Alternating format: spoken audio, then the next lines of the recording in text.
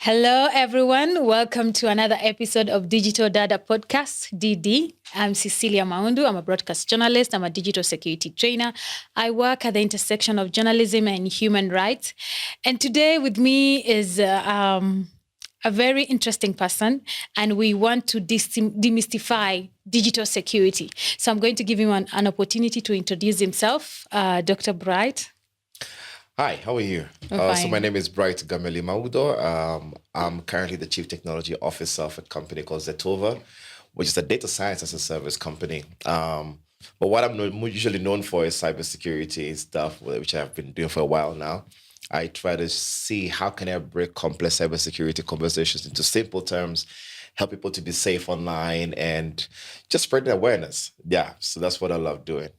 Thank you so much for honoring our invite. Thank you. So the questions we've been getting a lot is, we've been talking about online violence because digital data is about talking about online violence and how to stay safe online. Yeah. And a lot of people have been asking, give us tips on how to stay safe online, and don't tell us about cybersecurity, because cybersecurity seems like this big thing that people don't want to come near. So today I want you to demystify cybersecurity. I want you to let these ladies know how they can be safe online, and also the phobia of being online. We want also to able to take care of that, because we've seen a lot of women, when they are harassed online, they tend to stay away from the online platform. Yeah. And it's impossible to stay away, especially when you're a journalist or a woman with a voice online. The online platform is one vehicle that drives your agenda.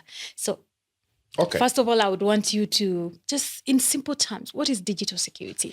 If I may just start with that, technology is here to stay. We can't run away from it, and we are going to be online forever. We are not going to actually get off, and everything is moving online. If you look at Kenya right now, for example, we are a cashless country. Everything has to be paid online. Look at how easily it is that we can pay for goods and services. We connect to people, we sell our details, and we sell things that we want to sell online. You can see somebody like, for example, you have shoes that you're not wearing anymore. You don't have to be a person who actually sells shoes to be able to sell them. You post them on your social media, somebody buys them. We are going to be online for a very long time, and we're not going to run away from it. But there comes the actually bad aspect of it. Just the same way that when you have, when we had banks being robbed physically, or people being robbed physically at home, people are not robbing you online. So there's the pros and cons of actually having certain kind of details, but we can't stay away from it. Cybersecurity is basically ways of being able to actually stay safe online, which is your digital lifestyle, how you behave online, what you share online as well, what you have shared online be used against you, right? So there's the different phases of it, which we are just trying to make sure we are getting people more and more aware. Kenya or East Africa, or just generally, where we used to be 5 years ago was different. Right now, I'm happy that people are getting a little bit more aware, but there's still a lot of things to be done.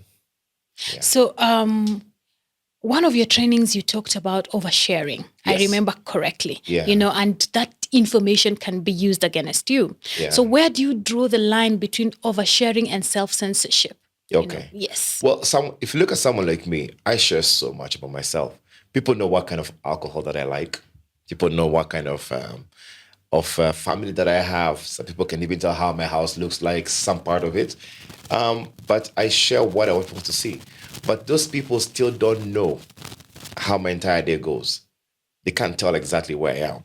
Not every time I share that I'm in the office. Not every time do I share that I'm at home. Back in the day when social media was still starting a thing, I even wrote code which used to post things when I'm sleeping or when I'm somewhere else, right? And it still can be done.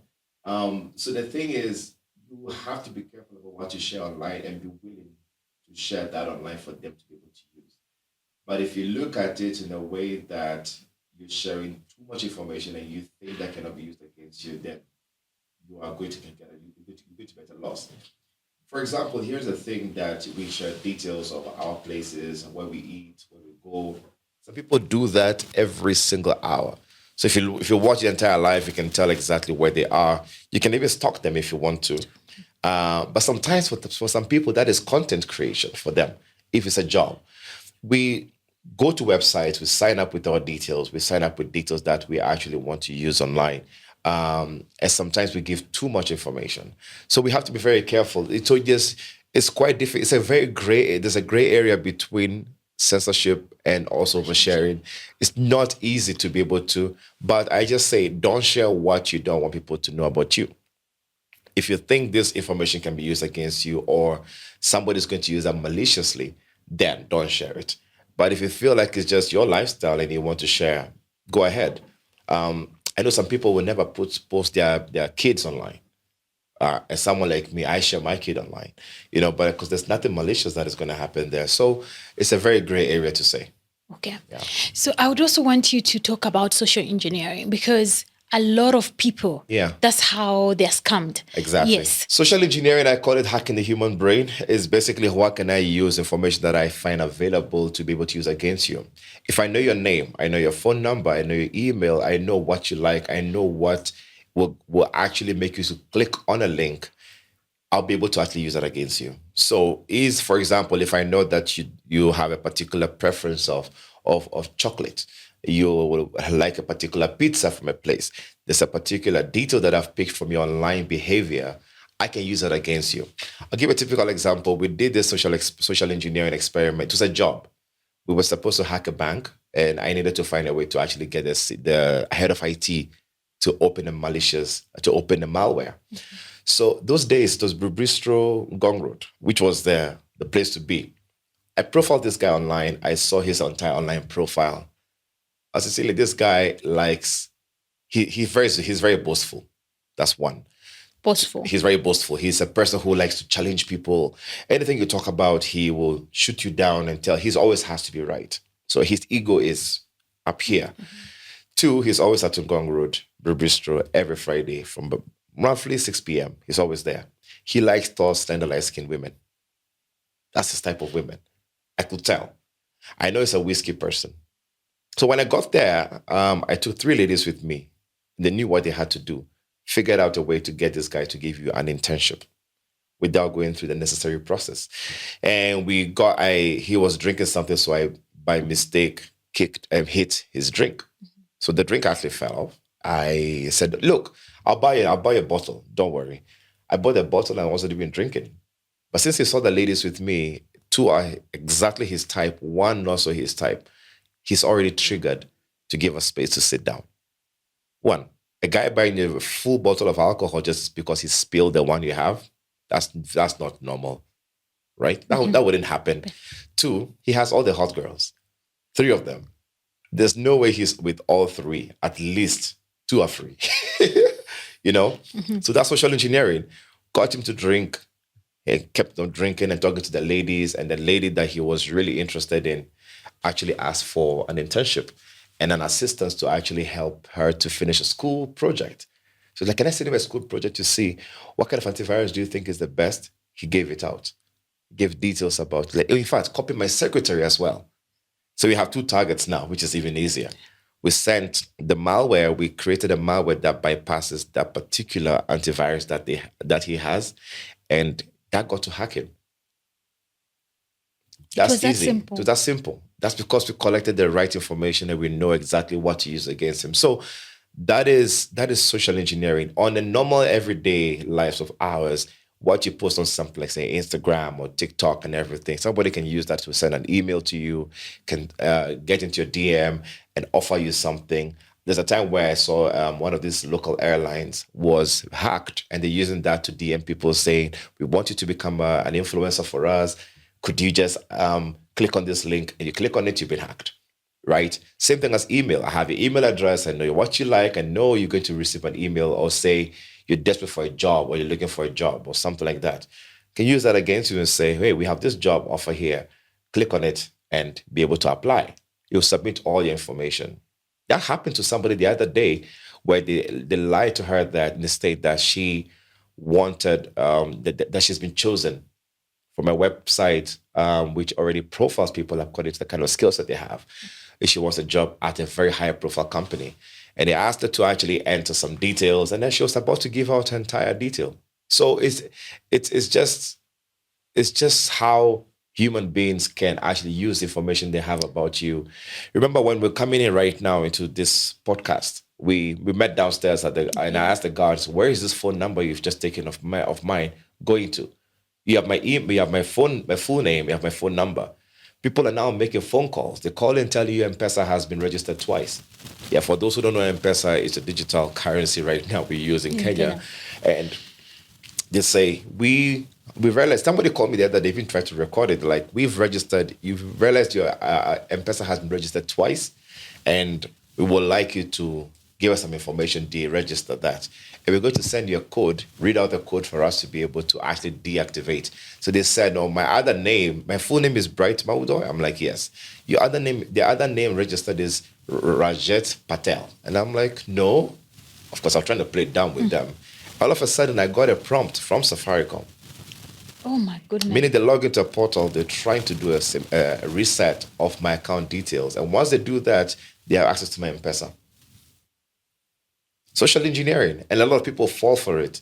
Imagine the people who are not aware. Imagine the old grandmother who is in the village who's just thinking she's won something, who actually thinks that somebody's giving a very good information. Or she's there, they put a kind of fear in you, trying to make you to actually release information. That is what is happening to people. And there's some people who are really good at it. There's a whole group of people who do that.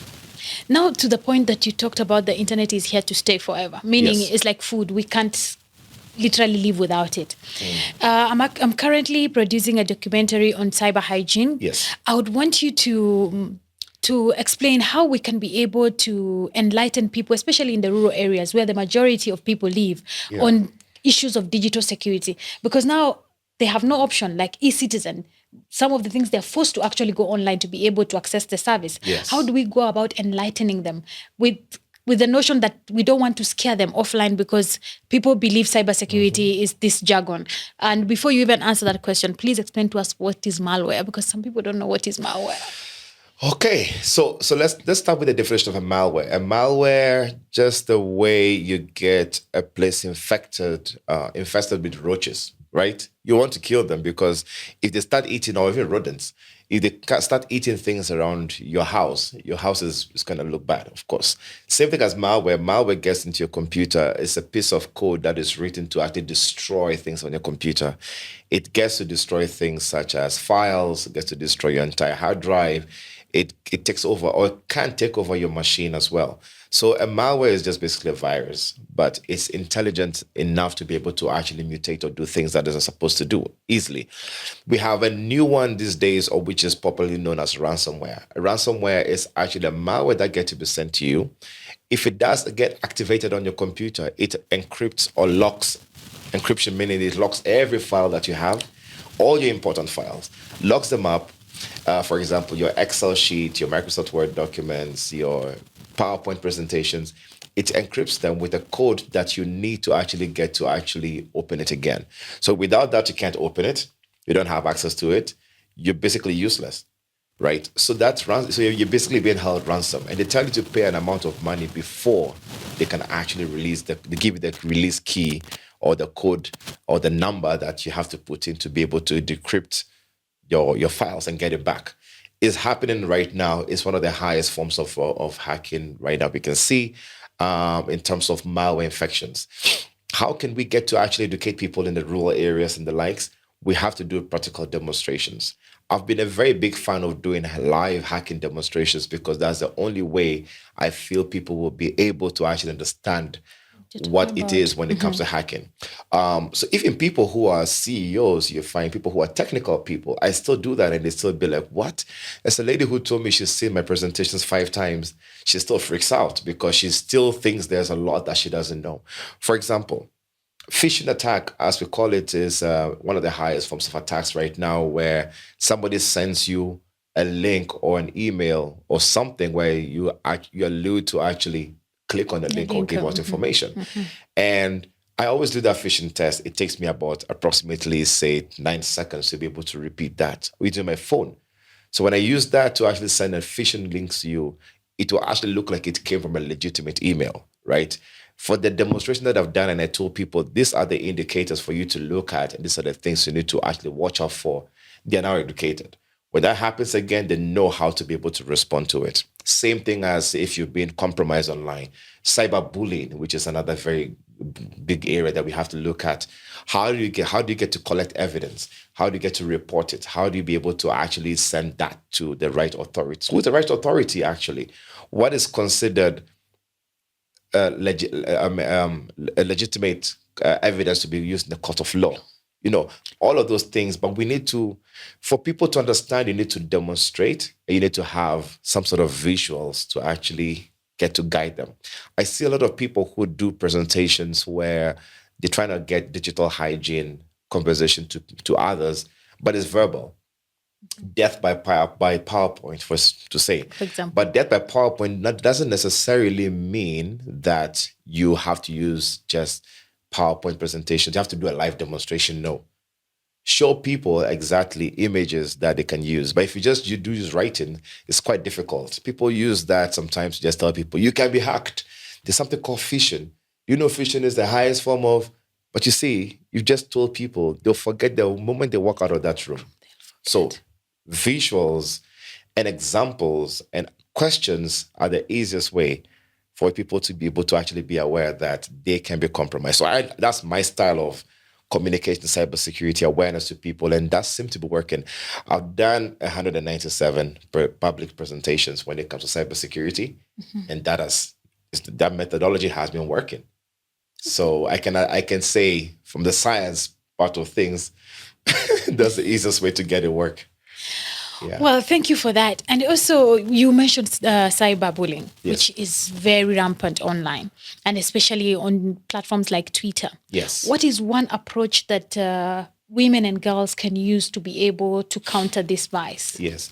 The first thing about cyberbullying is people engage too much to the person who's bullying you. The moment they start asking questions or they start trying to trigger you, the more you respond to them, the more they're going to go they'll continue doing what they have to do. Sometimes, there's a lady who some time back, they photoshopped her picture into a pornographic picture. And they're bullying her. They're cyberbullying her, and she thought it was actually real, but she's like, no, that's not even my body. It's not hers.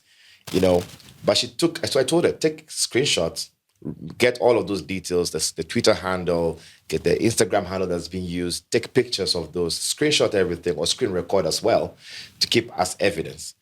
We actually later found out the person who was actually doing those Photoshop, because the person was demanding for money, right?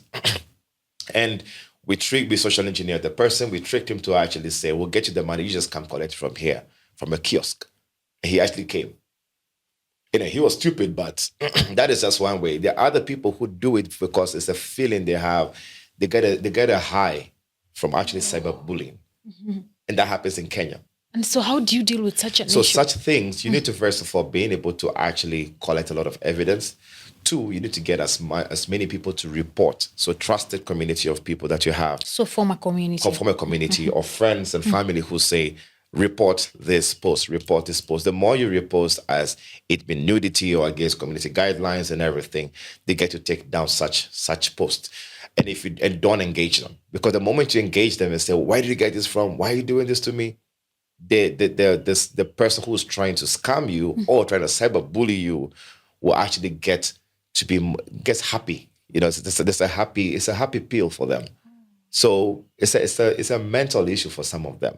I used to work with the Cyber Bureau of Korea back in South Korea, where I schooled, and that's how we used to have to track people down of who were cyber bullies and sextortionists. Yes. And sextortionist is actually a thing right now. And we've seen the way it has become is bad. On our all-time high during COVID-19, yes. COVID-19. Please define what is... So sextortion is basically somebody who gets to engage in a video conversation.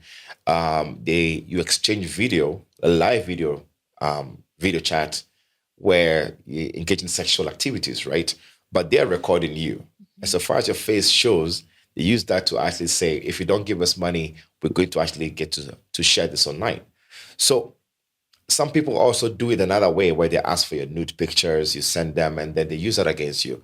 So sextortion is that. And it's a guy I know who paid almost $5,000 a month for about 3 years before the authorities were involved. And he's like, okay, now this is becoming too much.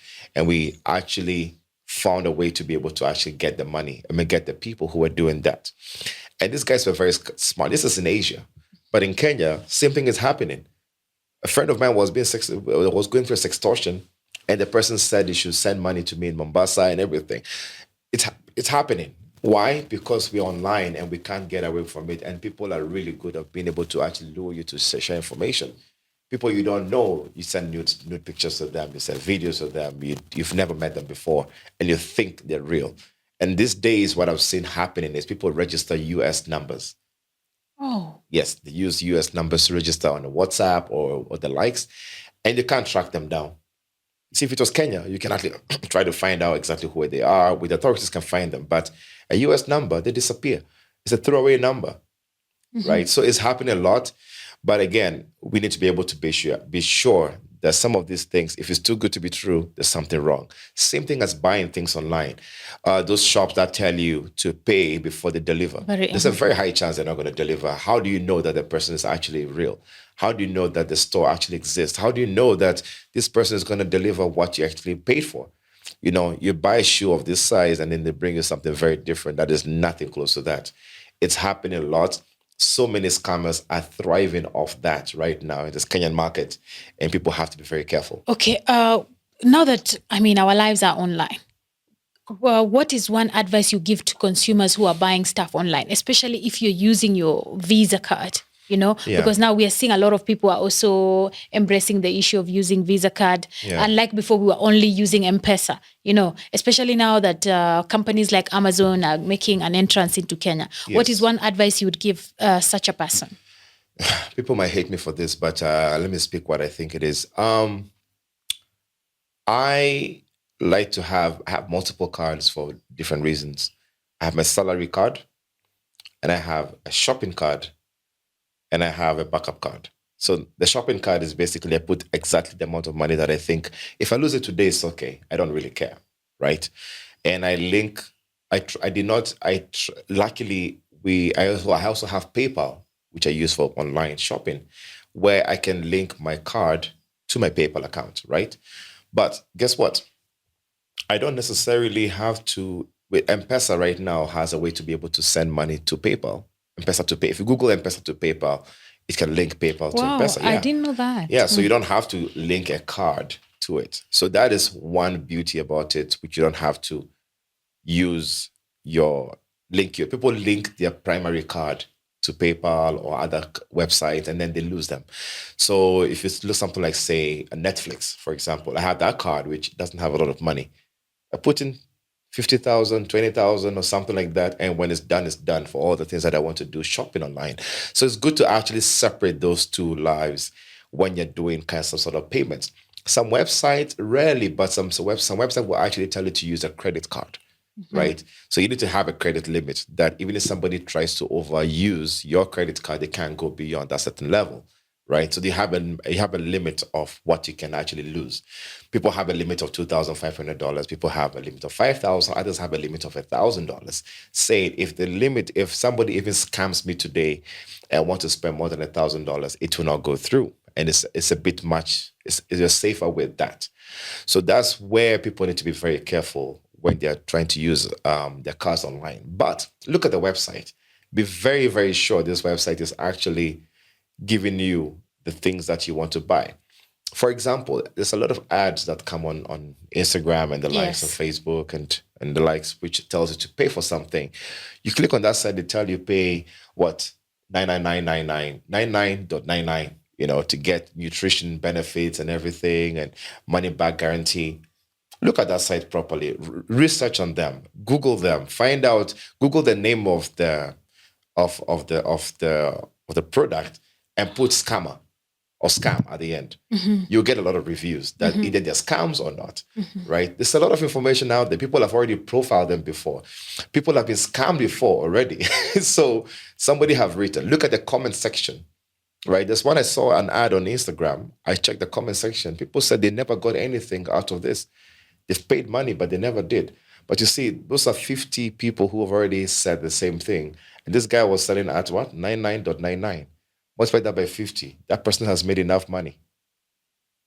From all those people. Yes. God knows which other platform he has used. Yes. So we need to be able to just do a little bit more research and be a bit more curious before we submit our details to such people. So Visa, MasterCard, whichever it is you want to use, fine, go use them. PayPal, another option. Now M-Pesa even has a virtual card that you can use where the CVV number changes quite frequently, which is the beauty of it all. So that CVV number is there for 30 minutes. Once it's done, you disable it, does it. It actually disables automatically, so you can't get to use it over and over again. Yes.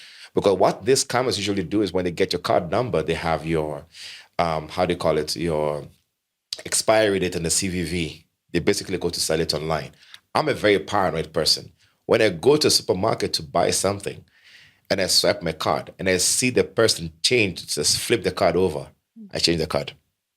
Because it takes 5 minutes to change a card. So I just go to ABSA, which is where's my bank, tell them, listen, I think my card is going to be compromised. I'm not comfortable with this because the person could have been, so people do record the card number. They have the card number details. They see the expiry date. And when they flip it over, the CVV number, I don't know who has a photographic memory, but there's a Chinese guy who did that before. He can actually memorize all numbers within 5 seconds. Okay. So I just don't like. And you also don't know if they have some sort of a recording button or something. Look, there are myths out there, but there's things, some of them have happened. So I just be careful about such things. That's my part. No, I don't need to happen to anyone else, but... No, I think what you're trying to say is you have to be very vigilant, especially when it's all about money. Okay, circling back to the point of cyberbullying, what is your take on these platforms providing more mechanism for people to be safe on their platforms? Because they are provided this platform, yes. But are you keeping people safe on that platform? Because we've seen people complaining of how they've been cyber harassed or even losing money, So what is their responsibility? Because they created this platform. I believe there is a way. So all these platforms that we have, especially the social media platforms, they are doing their best to help you secure, but there's only so much they can do. Okay. Yeah, there's only so much they can do. I'll use Instagram, for example. Instagram has a way to be able to protect you from people using certain words about you on online. So you can actually stop people. You can actually put keywords that you want people don't to actually use about you in comments. You can disable the comment section.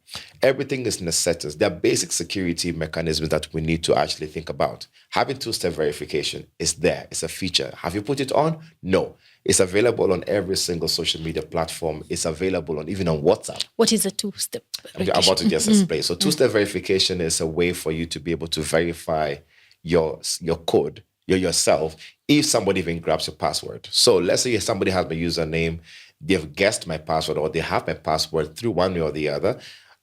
They'll still need my access to my phone to be able to get the code that comes to my phone when they want to log in. That's a two-step verification. The first verification is username and password. Second verification is a code that gets to be sent to you. So on WhatsApp, that two-step verification exists. Facebook, it exists. Instagram, TikTok, Twitter, LinkedIn. People need to activate such basic things, but start with the email. Start with the email, and then you can move on to the others. So the platforms are there. Look at something like WhatsApp. People say, oh, my WhatsApp has been hacked. I'm like, what do you mean it's been hacked? They're like, oh, my husband can read my messages. I'm like, do you use WhatsApp web? No. Check your settings and see if this WhatsApp web activated. Yeah, I can see last login somewhere, but you've never used WhatsApp web, or you don't use it on that particular machine. How come your WhatsApp web is reading somewhere else? Meaning somebody else is seeing it. So maybe he has access to your WhatsApp web, right? Because WhatsApp web allows you to be able to read. Yes. And then now it even gets to synchronize that even if you're not on the phone, if your phone is off, the WhatsApp web still continues. Yes. Right? That's a new feature right now. So we need to just those simple things are what people have to keep on checking. Activate two-step verification. Go to the privacy settings on your various platforms, read through it, and activate them. Because if you don't activate those things, it's never going to work. Okay, I don't know if you're the one who said it in one of those many trainings. Yeah. when you the way you wake up to go to work, a hacker wakes up to go and learn new ways of hacking. Yes. So how can we keep ourselves updated, especially people who are not into cybersecurity? How can we keep ourselves updated on our safety mechanisms online? Because as we said, there's always a new way, created every day. As we sit here, somebody is devising a way of cracking signal, which we say it's the most safest currently. That's true. Yes. There are various news outlets that are out there, which I just tell people just subscribe to them. There's Bleeping Computer. There's a whole lot of websites which talk about new hacking methods or new breaches that have happened and the way they have happened. So you get to read about them. So subscribe to such news or Google them once in a while. You see that kind of news get to keep on coming to you to be safe. That is the easiest way. And of course, listening to this kind of podcast to share such information is another way. So we will have to, as much as people are finding new way or devising new way of hacking all the time and they wake up to learn how to do new hacking methods, it's the same way people are trying to create awareness every single day. Same way right now, I do my events, I do my talks everywhere I go to be able to share as much information that I can to make sure people are actually safe. So there's no one-stop shop. There's no one method. There's no ultimate way, but I would say we need to get back to basics. Basics of secure your email, be vigilant, be careful about what people send to you or try to get to lure you into, and you'll be fine. So if you don't have those basics, everything else that comes in as a complication becomes a next level of thing. People will call you, they'll try to scam you. They'll tell you we're selling this shoe for a discounted price. They'll tell you there's a sale. A sale in your head has triggered something. The triggers will always be there, and they'll try to actually make sure that they lure you to buy something online. They say, pay before we come, or pay half before we deliver. Don't. Pay when it has been delivered. I know there's a difficulty of people who are actually delivering stuff also that when they deliver, the person does not pay. Let the rider or whatever it is, make sure the person pays before you give it to them. So there has to be a balance. So we need to just find those mechanisms. But first things first, get back to basics. Most of our listeners are parents. Yes. What would you advise the parents on how to protect their children online? Yeah. Remembering that children of nowadays, they're digital natives, Yep. unlike us who are digital immigrants, Yes. So what advice do you have for these parents who are listening? One thing I'll say, the first and foremost, don't be lazy about digital security. A lot of parents are very, very lazy when it comes to digital lifestyle. 2, the kids are getting smarter than you. So don't think you're going to try. You have to try to outsmart them and find ways to be able to control. Controlling doesn't mean that you're completely taking over the entire digital lifestyle. So there are various basic things, again, to remember. Your phone can have multiple profiles. You can create 2 profiles whereby your email, which is the primary account, you can set up a backup account for your daughter, your son, or something like that, or whoever you're trying to be a guardian to. And they can use that account, which has limited access to things, right? Limited access to apps. You can actually say these are the only apps that can be used on that particular phone, right? So profiles can be set. That comes for free on every single mobile phone that we have. Yeah. 2, we have a lot of publicly available solutions that you can use. For example, Google Family Link is free. You can actually link all the devices in your house and control the way... Google Family Link. Yes. Okay. That you can actually use to be able to make sure that you can watch what the kids are actually watching. You can monitor. You can actually control a bit of the content exactly that they're watching. Then there's another one which I love so much called Custodio. So Custodio is Qustio. Yeah, Custodio. Mm-hmm. Qustodio. Right. And if you Google it, you'll find it. Custodio works for laptops, Mac, Windows, whatever, Android, iOS. It's available. You install that on your kid's phone or your daughter, son's phone. You can actually monitor or even set timers for exactly what they do. And they can't delete it because you have the administrative privileges to be able to do that. Kids are smart. If you're going to set up an Instagram account and they say, oh, you don't have an Instagram on their phone, they will not have the app. They'll go to the web version of it and be able to install. So you see, that 2-step verification, the verification number should be yours. So that in case they ever try to actually set up somewhere else or they go to their friend's house and they want to set up their TikTok account and everything. On another phone, you get a code. That's how you get to know. So you're not monitoring them, but you're controlling some of the things that the habits that they're actually having. But last but not the least, the ultimate thing to ever do when it comes to parenting, my parents as well, talk to your kids. Let them be very comfortable in your space to be able to understand the dangers of the internet. Let them know what to report if they see an anomaly. Some things you can't really stop. Right now, when I'm here, some people create WhatsApp groups or create Instagram groups and then they add you by force, right? Make sure those things are in the settings. For example, WhatsApp, you can't add somebody until the person has been given a request, right? So if that happens, otherwise you'll be forced into a WhatsApp group. Instagram, you'll be added by a pornography page. Yes. Now, I saw recently a new one is some Chinese accounts which are asking for help. I say, hi, how are you? Where are you from? And I'm like, why? So try to get the conversation. And they say, oh, can I send you a link? And it's a legit account. And you can see they posted all the pictures in one day. It's a new account. I checked the profile of that account. History profile of that account using the tools that I have. And I could tell the account was created a few minutes ago. Wow. So there are those people who will keep on coming to DMs and you can't stop them easily. But you need to educate your kids that if you see something like this that doesn't make sense, a stranger asking you to do things, talk to me.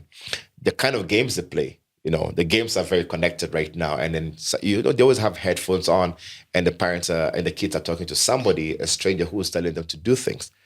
There's a kid whose gaming friend online told him to actually set the kitchen on fire. And the kid went and do that because it's social engineering. They trust that person more than they do to you. Control the gaming time as well. Control the kind of thing. If you don't talk to them about certain things, they're never going to know. I would want you also to mention 5 most common cyber threats that we are prone to go through on the cyberspace. And also, we would not do this episode justice if we don't talk about self-care, because also we know that too much of this thing can be very poisonous, both mentally, emotionally. Yeah. So start with the 5 most common threats that we should always look out for. So the number 1 threat is phishing attacks. Is the easiest way to ever enter anybody's life because it's information being used out there about you to be able to lure you to something, right? So phishing attacks, like I explained before, links that look very legitimate, information that has been sent to you that looks so good, it's too good to be true. They will send you those kind of details for you to respond to. So that's the first part.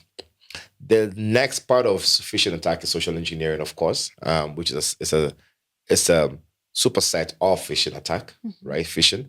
So social engineering comes in various ways. There's phishing, there's smishing, there's vishing. All of these are via SMS, via voice. Yes. So people will call you. You have to watch out for them. The third is obviously the major scammers that you're going to have, which is people just trying to scam you because they know you can fall for anything.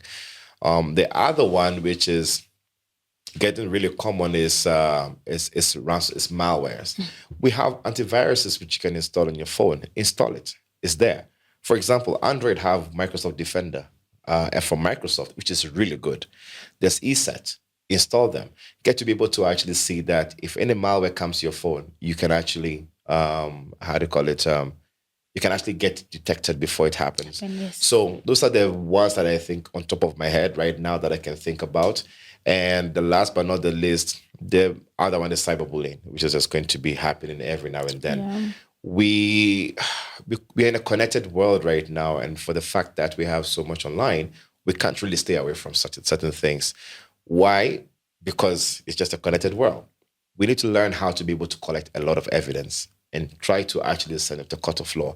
Some of them actually get to be followed up. Yeah. So digital evidence is really, really important. Collect them when it's timely. And use that. Get a lawyer, get IP lawyers, get cyber lawyers. Talk to DCI. They have a very good unit. We can actually help you to do that. So don't give up easily on such things. Something that it was a buzzword before the election, Yes. VPN. Yeah. I would want you to mention something about VPN and especially free VPNs and paid up VPNs. Yeah. For VPN did not even come before elections. VPN started when COVID started. So VPN is virtual private network, a tool that you install to be able to make sure your phone or your laptop or your connection is going through a secure channel when it's going to the internet. That's just what it is. So there's VPN. There are various kind of VPN. There's a VPN for you to use yourself. So for example, I have Netflix for Kenya, but when I use the VPN, I put my location to be the US. So I can actually get to log in to see US channels, right? That's a VPN. And my connections in the entire, how do you call it? My entire connection at home is secure because I use a VPN to get my traffic to go through a secure channel. People have corporate VPNs where they say that when COVID started, you're working from home. Yeah, exactly. How do you access your ERPs in the office and the likes, where usually you can only access if you're in the office? So they add you to a VPN, which is a virtual private network. You can only get to the office resources if you go through that VPN, right? So that's it. Free VPNs, anything that is free, you're the product. That's as simple as it is. So I would say, yes, some of them are free for you to be able to basically, how they call it, they're open source and free because they're trying to have a social cost to it. But yeah, there's some level of maintenance they can do on it of open source open source technology. But I suggest pay for one, like ExpressVPN, for example. I like ExpressVPN. It's cheap. It's not that expensive. It works. I install on multiple devices. I have it on my phone, on my TV, on my wife's laptop, my laptop, 2 laptops that I have. So 5 devices. And it's like $100 for the whole year. Okay, another thing you talked about, antivirus. There's so many free antivirus online. Yes. Do you think it's okay for people to actually use free antivirus, or the paid ones are better off? It doesn't matter if it's paid or free. But don't go for the free ones that pop up on your screen, because it's a virus itself. So the easiest, the most used operating system is Microsoft, right? Windows. Yes. And Microsoft Windows comes with Windows Defender. Now, Defender is also available on Android, right? I'm an Android person. So I install it on my phone and it's there. So that's one thing you can use on your phone, which is free. You don't have to pay for it. And I think Microsoft does a really good job of being able to update malware threats every now and then. They have a very good center they do for that. That's one. Others that are there for free, for you to be paid, ESET, Bitdefender, and the likes, still install them.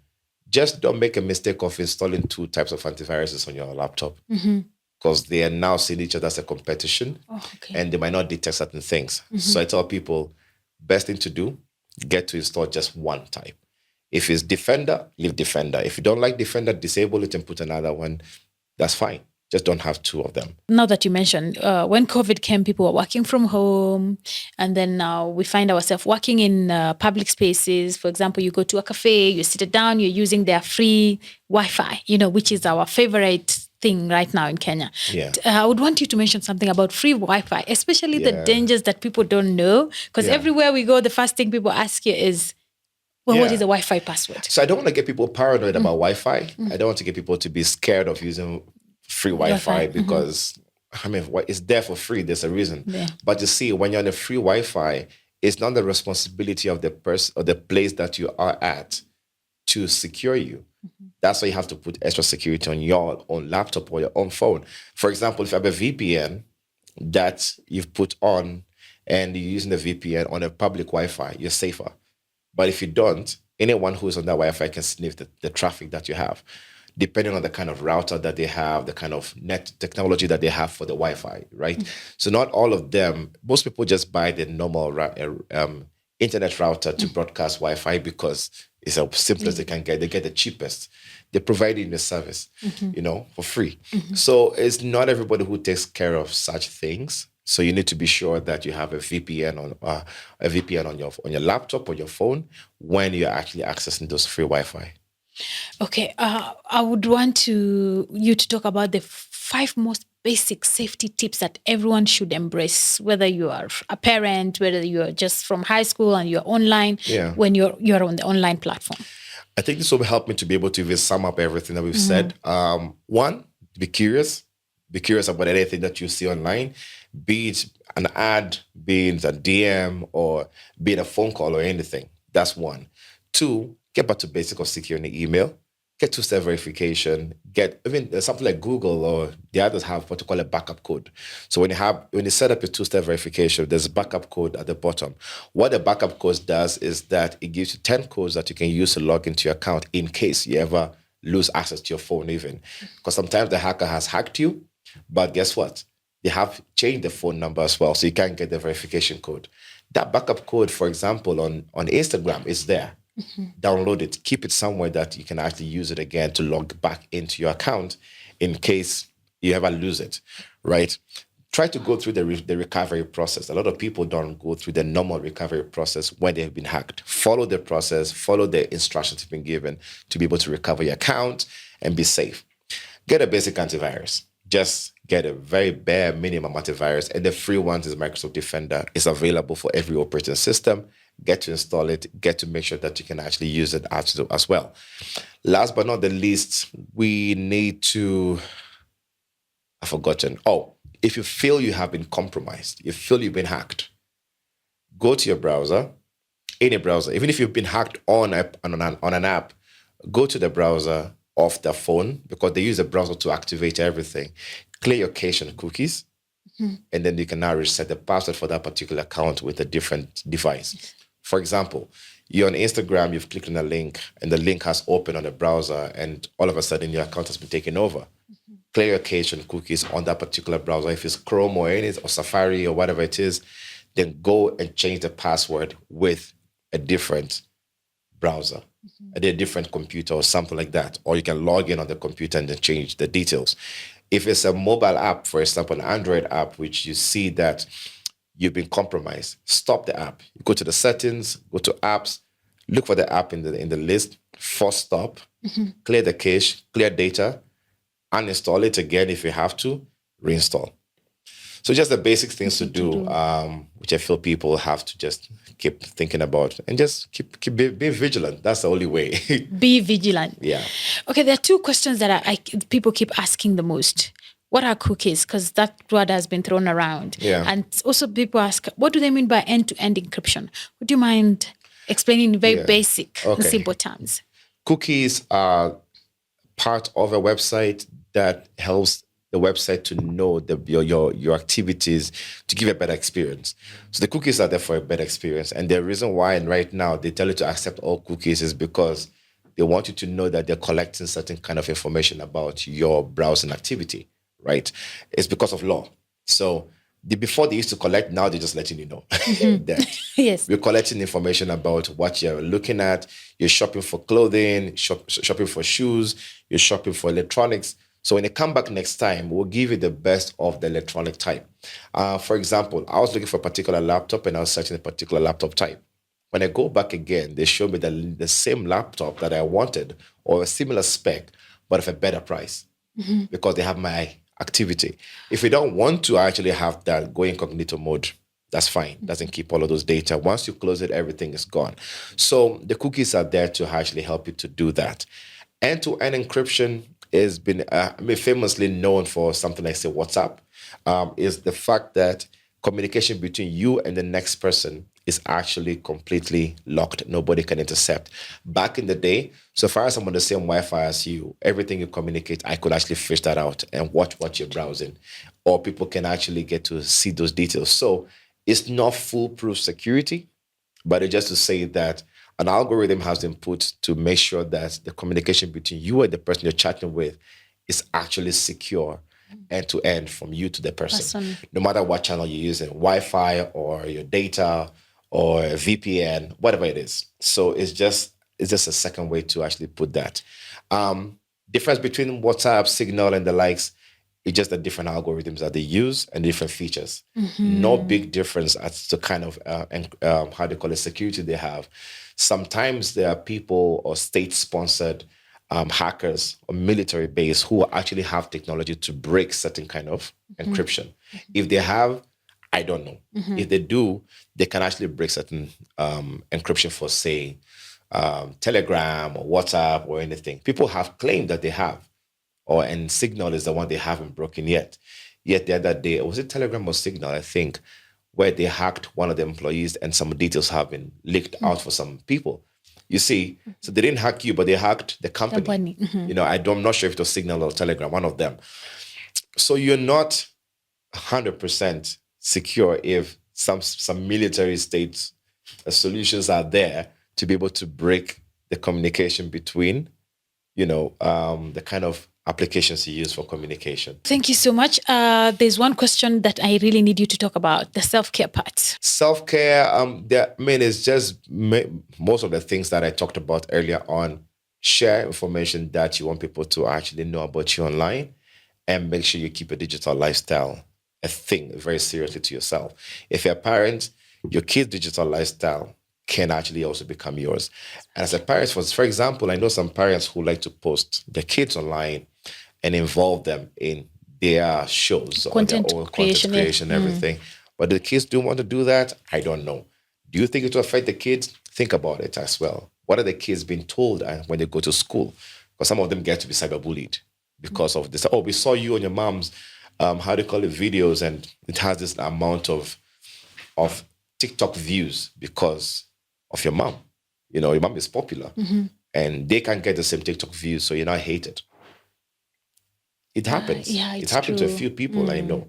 So be aware of such things as well. Should you involve them in some of the TikTok videos and everything? So you have to protect them as well. And they're growing up, they're young. So you need to be able to be involved as well. Yeah. Thank you so much. Any parting shots? Beware and be aware. That's all I can say. Be aware and be aware. Yeah. Yeah, so there you have it, folks. Dr. Bright summed it very well. Be vigilant when you're online. And also, for those who are asking, you can't avoid the online space. I mean, we're trying to get to Agenda 2063, and one of the key drivers is digital transformation. So we also have to be part of the online platform. So see you next time, next episode.